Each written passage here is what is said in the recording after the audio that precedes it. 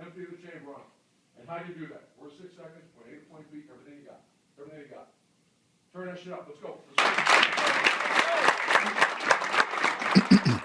Welcome to the Scoop World Order Emergency Sunday Night Edition. Frankly, I was talking to Nevadabuck, and we were going over some of the Juwan Howard madness that has happened in Madison today after they lost to the Wisconsin Badgers. Looking pretty grim for Juwan Howard. I'm going to bring in my partner in crime, Nevadabuck. Nevada, pretty wild scene in Madison today. I'm sure you've seen some scuffles in your lifetime in sports, and this is an interesting one. Give me your initial thoughts on what Juwan Howard's facing and what Michigan's gonna have to do here to rectify this. Well, I mean, people got to remember that with Juwan, he's a repeat offender. He's done this before. He had problems with the Maryland coach last year, and regardless of how he's going to try to spin this, oh, he put his hands on me. Oh, he called a timeout. Oh, he was mean or whatever he's going to say. He threw a punch. And I think, whether it was a slap punch, whatever, I mean, he threw hands at another coach. And I think at a minimum, he's got to be suspended the rest of the year. I think if there's any justice, he'll be summarily dismissed.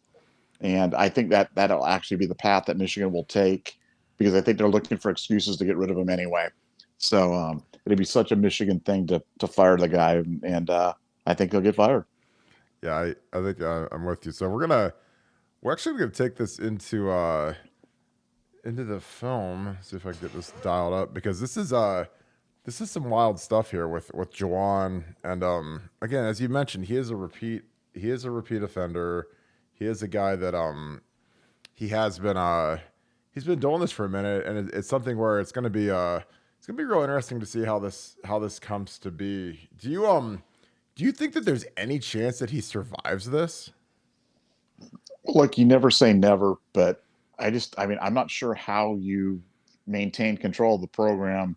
I mean, do you remember when Woody threw that half-hearted punch at Charlie Bauman back in '78, and he was out by that evening? I mean, that was kind of pathetic, but it happened. I mean, Juwan Howard just threw a punch at an opposing coach, and I just don't see how in the year 2022 that you can survive that. But it's Michigan, so anything is possible. They may give him a raise, they may extend him. Who the heck knows? Yeah, I in your lifetime, you've seen some. The most egregious one was probably the PJ Carlesimo Latrell Sprewell deal. What's the worst punch or fight? I mean, you go back to the 70s and 80s in the NBA. There's some pretty wild ones. What's the worst event like this that you've seen in your lifetime? Well, that would be the Rudy Tomjanovich Kermit Washington one, like you said, back in the 70s. That was, for anybody who's a little younger, doesn't remember that one. That was bad. I mean, that was bad. Rudy Tomjanovich was kind of a fracas on the court in the NBA, and Rudy Tomjanovich actually wasn't even involved. He was kind of coming in as kind of a peacemaker. And Kermit Washington, who was about 6'9" and strong as an oak, and he just literally cold cocked Tomjanovich, just shattered his face. And I can't remember what the penalty was for that, but that was absolutely felonious assault, and Washington should have done jail time for that, because that was bad. That was the worst one that I've ever seen. And Dave Winfield stomping on the guys in the Michigan Ohio State basketball fracas was bad, but those are generally the worst ones, because the basketball players, they don't have helmets on. I mean, when Myles Garrett took off his helmet and tried to kill Mason Rudolph, that was bad too. I mean, I was waiting for you to say that one, because that was like literally you could have killed him. I mean, you swing a helmet when you're as strong as Myles Garrett is, and you swing your helmet, that is about as rough as it can possibly get. Because I thought that was for sure the one you were going to say. And yeah, but he didn't actually hit. If he had actually killed Mason Rudolph on the field or something like that, then it'd be memorable. But it's because it kind of glanced off his head and hit him in the pad. And then also, you got to remember, Miles said that Mason called him a name, and so that was kind of his defense. Now, he offered that defense about a month after the event, after he apologized. And then he never mentioned that again, and everybody just kind of went over. It's kind of like when you're lying and everybody knows that you're lying, and they just kind of nod their head along with you when you do that. That's kind of what happened with the Myles Garrett thing. That was pretty pathetic. I was waiting for and still waiting for Juwan Howard to play that card today. I think he could still say that somebody called him a name, or he heard something, or he snapped, or something like that. But I'm still predicting that will come up at some point during this entire thing. But we'll see. With Juwan, anything's possible. Yeah, absolutely. This could be right in that category. So, with that being said, in your eternal, genius, like, why don't we break down a Michigan play where we score on it, where we do something cool? And I was like, you know what, that's a fantastic idea, Nevada. So we're gonna go with the greatest formation in the history of Ohio State football.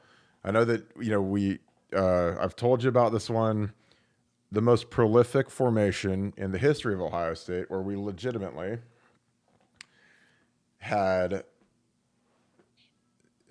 we ran this formation one time in our history and we scored a touchdown. So you can't beat that.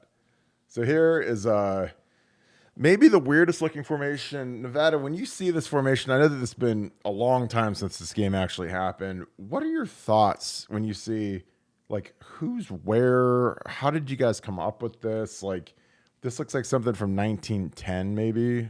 But, like, what's your initial thought when you see a formation like this? Well, I remember the play vividly, and I just remember how quickly you guys had taken kind of a short huddle. You guys broke really quickly to the line, went up there, and it looked funky, but it was hard to tell who was who. You just know that it looked like a power run to the right.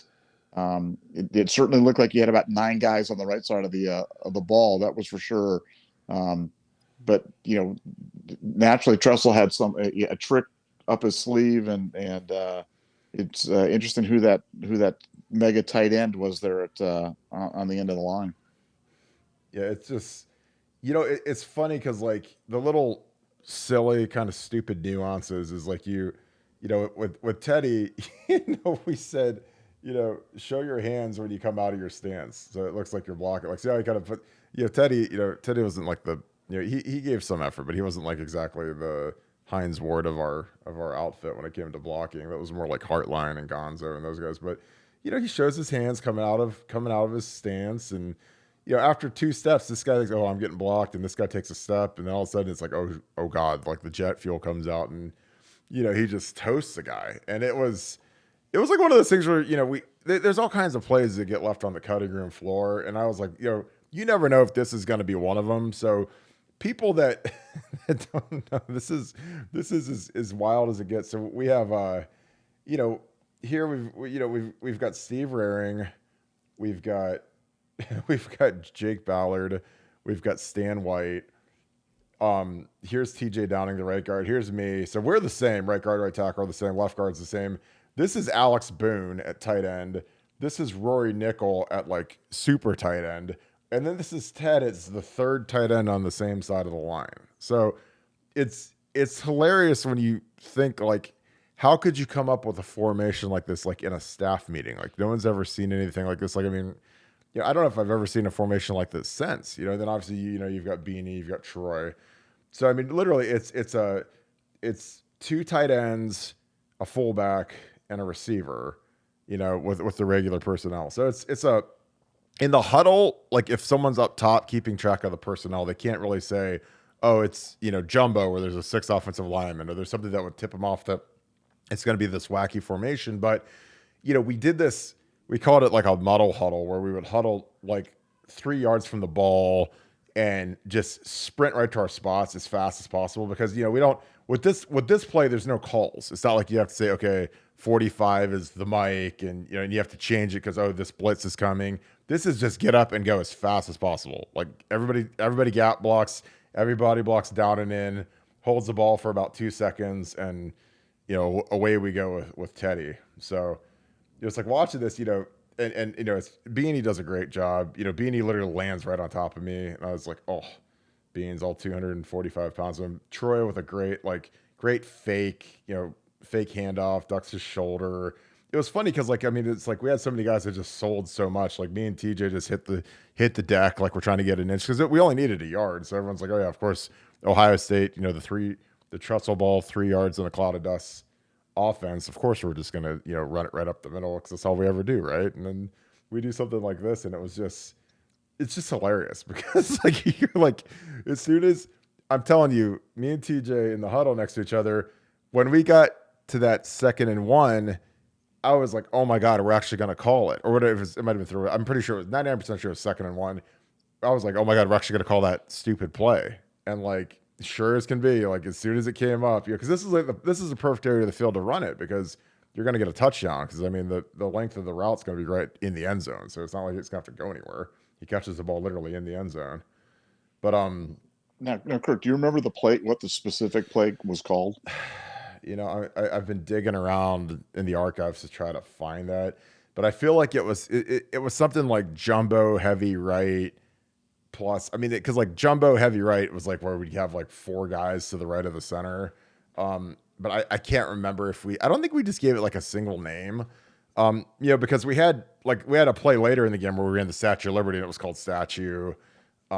We had a play that we called "Why All Shit," where the tight end would like fake fall down on the ground and then he'd run a drag route, and he was always open. It was like the greatest play of all time for a tight end is "Why All Shit," because he acts like he's down blocking, he falls on the ground and says "shit," and then he wides and nobody covers him. Like we ran that in 04 against Michigan. We ran that like 4 or 5 times, and we don't throw it to our tight ends ever. So I mean, but every time we ran that play, they got it was a free catch and a free 10 yards basically. But this was like one of those just like special moments where you kind of felt like you felt good about the game. I mean, obviously I didn't feel great about the game until, we got that last first down and the game was over. But, when that play worked, you're just like, okay, we're feeling pretty good. It's kind of like, the flip of it is like when Ted Ginn breaks his leg on the first play of the Florida game, you're like, yeah, this might not be our night. So it's like, there's certain like triggers in games that you feel it and you're just like, okay, tonight's going to be a good night. Just like the song says. Again, this is another example of empty. We talked a lot about how, our game plan going into this game against Michigan, just based on how they would blitz us, is that we were going to be empty. Like nobody had ever seen us do this before. This is, I mean, if you watch football today, this is like, oh, this is what every snap looks like. It's empty, 5 wide, maybe a tight end, whatever. But by doing this, it made Michigan show what they were going to do coverage wise and if they were going to blitz. So here, I mean, the picture's pretty clear. They're not blitzing. There's nobody. They're literally in this picture. There's nobody that can possibly blitz. Like this guy's out in no man's land. They're obviously they're playing zone. He's dropping in a zone. So there's no threat of a blitz. So we just gotta block the 4 guys. We pick it up, bang a touchdown to Gonzo.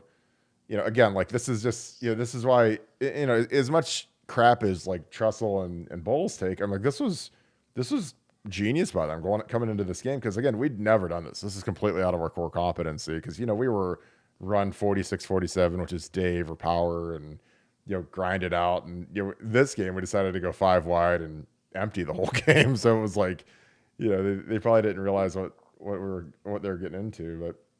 And these guys are good. Like I mean this is Woodley. I mean Woodley was Big Ten player of the year. Crable, he was a 3rd round pick. This is Alan Branch going into this game. He's a top 5 pick. I think that's Jameson. I mean, David Harris was a captain of the Jets. So, I mean, this was a legit defense. So, I mean, being able to do this to them was, it was special. This is their nickel look where they've got, Woodley's literally playing 3 technique, which he never did. And they put Crable at the end, just to get some more speed on the field. And they run this little game. And, when you run this, you only got to muck it up for about 2 seconds. And then, the ball's gone because they can't cover, Gonzo. I mean, it's impossible, so it's a touchdown. And, there's our wide receivers coach right now. There's Hart. He's celebrating. But it was just like one of those things. It was a good day. So we'll do one more of these because I never get tired of breaking down these games. I think this might be Pitt to the crib. I think. Yeah, because it was a front side. I had the back, so I kind of had the easy block. Or no, this is this is great. So this is 40. This is a play that we put in this week called 46 delay. So 46 was like the same mundane play that we ran 50 million times with guard pulls, down block. It's like literally the first play that you install in football. It's like day 1 install stuff. So we put in this delay one, or this is the same. He's got a backside cutoff, pull guard. But the difference is here, I delay on this end, and then I come off on the inside linebacker a little quicker. So this is something that like we didn't normally do. Normally I would just be going straight down to the linebacker, but this actually opened up like I mean this is like a dream. Like I mean when you see how we executed this is about perfect, you know. But this is we'd never blocked it this way before, you know. And to the layman, you know, people that are sitting in you know in C deck or lower deck, I mean you probably have no idea that this play is actually significantly different from what we normally ran, but again, this is another, you know, Bulls special where it's like literally, you know, I had to time this perfectly because I'm playing right tackle and I'm the one that has the weird block because I'm not, you know, initially just down blocking to him. I'm literally holding this guy for a second for our fullback to kick him out, and then you know I have to get off him because Steve's coming here to get him. So, you know, the way it works again is just like this is one of those nights. It's your night, you know. So, you know, and Pitt had the Jets on and he got to the end zone and. Yeah, he did the little balling technique. So, what'd you think of this one? Again, you're at the game, Nevada, so it's like I can't just talk by myself the whole time. But you know, what was your thought when we hit this one? Well, that was a huge play. I mean, it was 28-24, and the game was very much in doubt at that point because we couldn't stop Michigan. You know, they just cut it to 4. If we get stopped here, and you know, there's no doubt they're coming back and scoring. So this was a huge play. Pittman was one of my all-time underrated players at Ohio State. I don't, you know, when people talk about the great backs at Ohio State, you know, you're never going to talk about Antonio Pittman, but he was one of my favorites. I mean, he had it all. He ran hard. He you know there wasn't a lot of wasted motion. I mean, he went north and south, and he went there in a hurry. And this was kind of a classic Antonio Pittman play, and you know, well blocked out, and the safety took kind of a bad angle on him, and Pittman made him pay. You know, I'll tell you what, Antonio Pittman is one of the greatest running backs in school history. He'll never have, you know, he didn't go first round. You know, he was a mid round pick. But I mean, in terms of a guy who was just an absolute beast and a warrior, Pitt was. I mean, you couldn't get him off the field. And you know, a strange thing with Pitt is I remember in 04, you know, first couple games he wasn't getting very many touches, and he was kind of distraught. And I remember I was literally sitting, you know, in the training room, you know, you got these like whirlpools that, you know, we all sit in like before practice to warm up and stuff. And I was shooting the crap with him, and man, he was really considering getting out of here and going to Pitt. I mean, he knew, well, you know, Junko and all those guys at Pitt, all the coaches that were there at the time. And, you know, like that conversation, it's weird. And, you know, obviously it didn't end up going anywhere, but, you know, he was frustrated, you know, cause he knew Beanie was coming. You know, he knew, you know, what was coming down the pike, you know, Mo Wells. I mean, you know, recruiting these like 5-star kids. And it's like, you know, it's just tough. I mean, when you feel like you're better than Lydell and Mo Hall and you're not getting the touches and, you know, it's just weird. Cause like, I think if the portal, I always wonder about the guys that if the portal would have been available to them in the last 10, 15 years, what guys potentially would have been, you know, like the best that never was at Ohio State, you know, guys like Willie Hooker, guys that we've heard that, you know, they were ready to go, ready to leave, and somehow they stuck it out, or maybe the fact that they would have to sit out and play scout team for a year was something that, you know, they're just like, I don't want to do that, so I'm just going to stick it out and see how it goes. And then they end up having a great prolific career, becoming an NFL draft pick. But I always wonder about that because the portal, it's like, you know, it's great because these kids have free will and choice now, but it's also bad because, you know, these kids there's a lot of kids that make terrible decisions, you know, and they transfer out and then all of a sudden nobody wants them, or they're dropping from Ohio State to like a low 1A school or low 1AA school because, you know, they think they're a little bit of a hotter commodity than they actually are. But I always wonder about that with Pitt. So to dial this up, this is great. So Roy comes in motion, he gets set, they reset the front to an under front, which again, this is, you know, it feels like you're watching like Stone Age football when you actually see a real underfoot with an inline tight end and a fullback. But you know, this was it was different because, you know, normally we would be doubling here, you know, back to here. Me and Roy would be double teaming this guy, and this is a tough load for a tight end to block. So instead, we changed it out. We had him come out, block out. I was going to do my normal my little left right footwork here, you know, kind of post him up, and I was going to leave him for, I believe is that Stan or Deontay? It's Stan. Okay, so Stan White's playing fullback here. So I have to like literally, this is like the ultimate. You got to have trust because he's coming 1,000 miles an hour to kill this guy. So if I hang for like an extra second, I'm going to get smoked, because Stan can't like slow down. So the timing was great on this. TJ's got the tough gig because he's here soloed up. Doug's got a tough gig because he's got a back block all the way back here against a good player. So the guy that TJ does a great job here because that's Branch. I mean, Branch was again coming into this game. He was first team All American, potential top 5 pick. He played, I want to play 13, 14 years in the NFL. He's a really good player. Play for the Patriots. Yeah, so TJ really does a great job on this one. Doug, this back block's probably the hardest block on the whole play. And then Alex has a hinge, and then Steve, he pulls and he gets up on the linebacker. But, this is just, when you see the timing from behind, you're just like, holy cow, it's like a symphony of fat dudes making plays, because, you leave this guy and then I hit, our boy Prescott Burgess, who was rated higher than I was in the 2003 class, but, he was like a 5-star kid from Warren Harding. But I met him on my official visit to Ohio State, and he had a tongue ring in. And as soon as I saw that, I knew that we'd be fine against him because he's an adult male with a tongue ring. So that's always that's a telltale thing for me when I'm going against a linebacker. If they have a tongue ring, I do not fear them. So I don't know what it is, man. But watching this is just there's like moments of life that are like nirvana, and it's like when again, like I'm old, I'm washed, I'm never playing football again, which is fine. But like when you hit this block and you're me, at this moment, my head is turned back this way, back towards like this is like the closed end of the field. He's sprinting into this is the open end. This is the closed end. So all I can tell by how the play is going is the noise. So if it gets quiet or it's just like like a little subtle clap, then you're like, okay, we probably got 7 or 8. But like when you hear the place go insane, like bonkers, then you're like, oh God, he's still going. Then you're me, and you're just like, oh God, you turn, you do this little whirl, this little twirl, and you get up, and you got this massive humanity. All these guys are on the ground, and you're just looking, and you're like, well, Woodley's not catching him. None of these guys are catching him. He's getting faster, and you're just like, oh my God, this is amazing. I mean, that's like the greatest feeling in the world, man. I had that with him and Beanie because those guys could get away from guys, and and there was a song called Ballin'. It was a rap song back in the day, and it was like this little basketball jump shot thing. So of course Pitt did it as a celebration, and he didn't get flagged for it because the referee thought he was literally just pitching him the ball. So I'm gonna hold a few of these because we could go for a long time on this, but because we have the whole game, we have all the games from 05, all the games from 06. We're gonna start busting those down for the Scoop fam. What'd you think of that, Nevada? That was pretty fun. Well, it was fun. Like I said, I hadn't realized, having seen that play, hundreds of times, I hadn't realized what a big block Rearing made on that, how far he came. And, like you said, everything broke just right because he could have got caught up in the wash coming all the way across the line, but it opened up right for him as well. And like you said, you guys timed that just perfectly and, humongous play and to help Michigan have a bad day like Michigan's having a bad day today. So that makes me happy.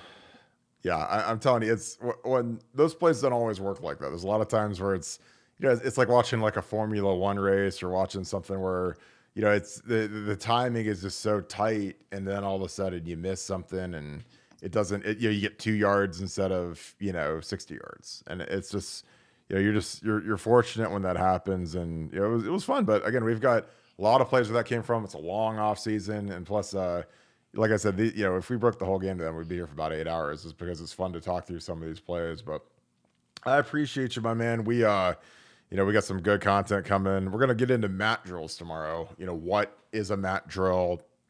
Why are they significant?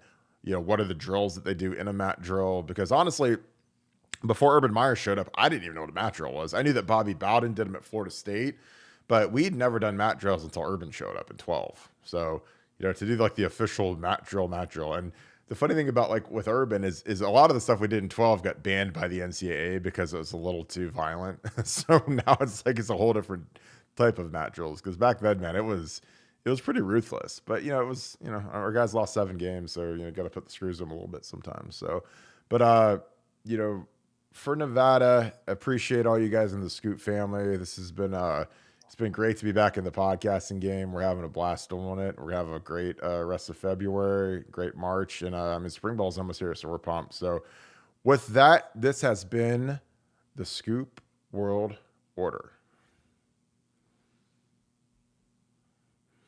Cool.